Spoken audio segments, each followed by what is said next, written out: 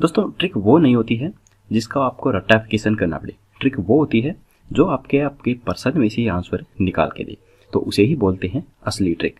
तो हम अपनी वीडियो में आपके लिए उसी प्रकार से ट्रिक बना के लेके आते हैं ताकि आपको किसी प्रकार का रट्टाफिकेशन ना करना पड़े और आप आसानी से अपने पर्सन में से ही आंसर निकाल सके। तो दोस्तों आज की वीडियो में हम देखने जा रहे हैं हरियाणा के प्रमुख जो प्रजनन केंद्र हैं उनको हम ट्रिक के थ्रू कैसे याद कर सकते हैं। अगर आप इन्हें विस्तार से याद करना चाहते हैं तो उस पर भी मैंने अपनी वीडियो बना रखी है, तो आप इस वीडियो के नीचे डिस्क्रिप्शन में दिए गए लिंक पे क्लिक करके उनको भी याद कर सकते हैं। और दोस्तों इस वीडियो से पहले भी मैं आपके सामने हरियाणा की प्रमुख नदियों, हरियाणा के प्रमुख मंदिर, हरियाणा की प्रमुख मज़ारें, उनसे संबंधित ट्रिक भी बनाकर ला चुका हूं। तो अगर आपने मेरी वो वीडियो नहीं देखी है तो इस वीडियो के नीचे डिस्क्रिप्शन में मैंने उनका लिंक भी दिया हुआ है, आप उन्हें भी देख सकते हैं। और हाँ दोस्तों, इस वीडियो के लास्ट में मैंने एक रिवीजन टेस्ट लगाया है जिससे आपको ये पता चल पाएगा कि हमारी जो ट्रिक है ये आखिरकार कितनी कारगर है। तो प्लीज़ उस रिवीजन टेस्ट को लगाना बिल्कुल मत भूलिए। तो चलिए हम अपनी वीडियो स्टार्ट कर लेते हैं। तो देखिए यहाँ पर पहला जो केंद्र दिया गया है वो है मगरमच्छ प्रजनन केंद्र। यह कहाँ पर स्थित है? तो देखिए इस प्रश्न में से इसका आंसर हम कैसे निकालेंगे। तो मगरमच्छ से हम शब्द निकाल लेंगे मगरमच्छी, मगरमच्छ शब्द को ही हम निकाल लेंगे।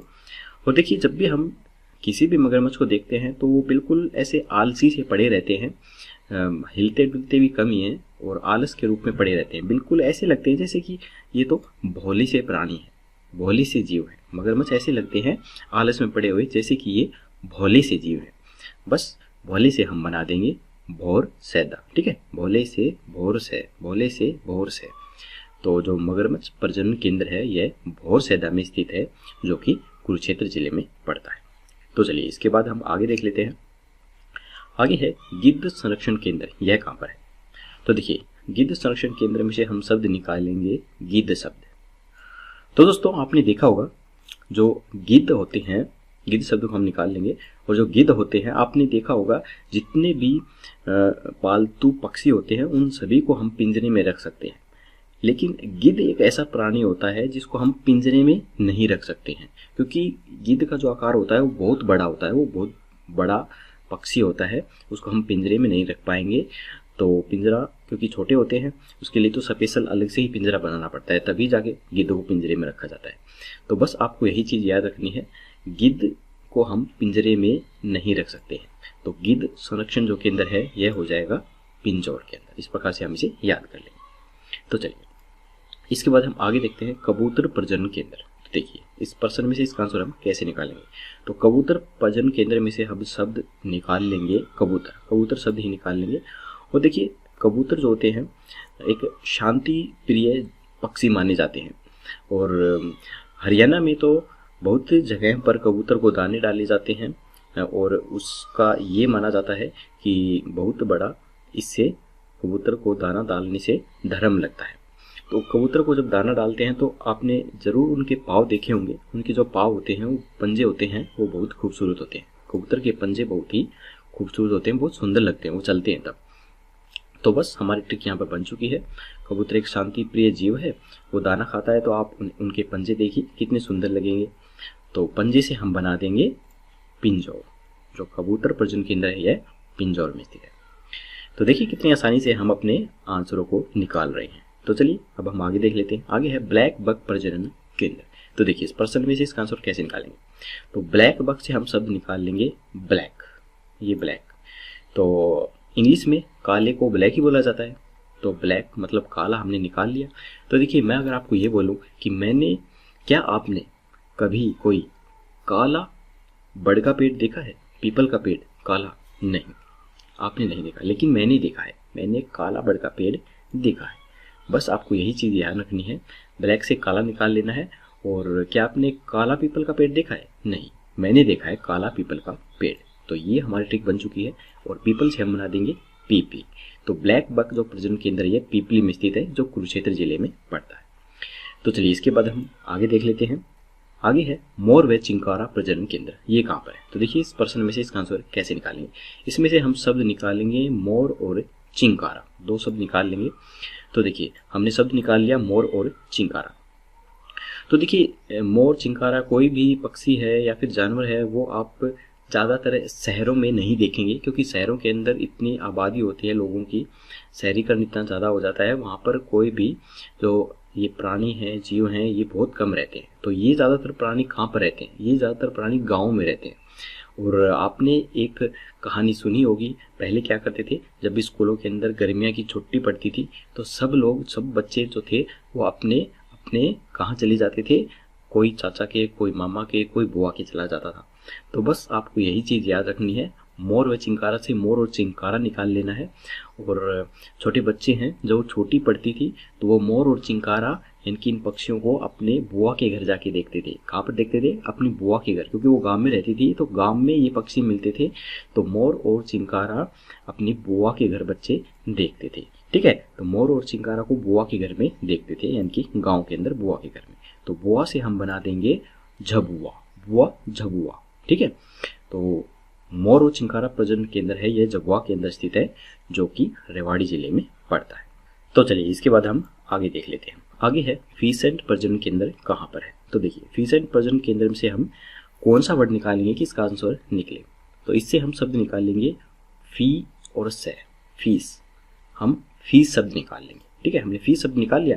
तो देखिए, जब भी आप मोरनी हिल, हरियाणा के अंदर मोरनी हिल में घूमने जाएंगे तो वहाँ पर आपको किसी प्रकार की कोई भी फीस नहीं देनी है। और आप भारत की किसी भी जगह पे घूमने जाएंगे, फेमस जगह पे, तो आपको फीस देनी पड़ेगी कुछ ना कुछ। लेकिन हरियाणा के मोरनी हिल में जाने पर आपको किसी प्रकार की कोई भी फीस नहीं देनी पड़ेगी। तो मोरनी हिल आप घूमने जाएंगे तो वहाँ आपको किसी प्रकार की फीस नहीं देनी है। तो हमारा आंसर निकल चुका है, मोरनी से हो जाएगा मोरनी की पहाड़ियाँ। ठीक है, तो फीसेंट प्रजनन केंद्र मोरनी में स्थित है, जो कि पंचकुला जिले में स्थित है। तो चलिए इसके बाद हम आगे देख लेते हैं। आगे है रेड जंगल फाउल प्रजनन केंद्र। तो देखिए, इस प्रश्न में से इसका आंसर हम कैसे निकालेंगे। तो रेड जंगल फाउल से हम शब्द निकाल लेंगे रेड यानी कि लाल और जंगल। ठीक है, ये शब्द हम निकाल लेंगे। तो ये बन गया लाल जंगल।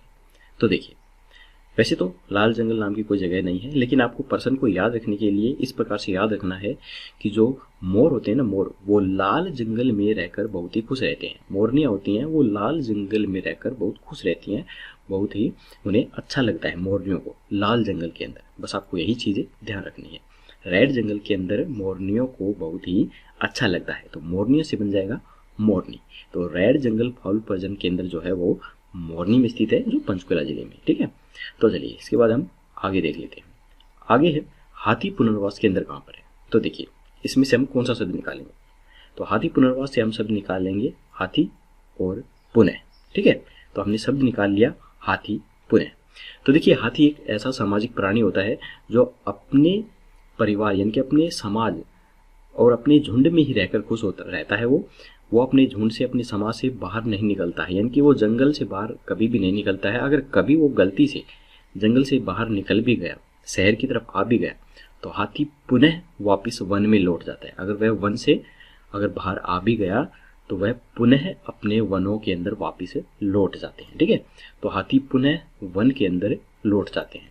वो अपने समाज में, अपने झुंड में ही रहना पसंद करते हैं। बस यही शब्द हमें ध्यान रखना है। हाथी पुनः से हमें हाथी पुनः निकाल लेना है और हाथी पुनः वन में लौट जाते हैं। तो वन से बन गया बन संतोर, वन बन, वन बन। ठीक है, तो वन से हम बना देंगे बन संतोर, जो कि यमुनानगर जिले में स्थित है।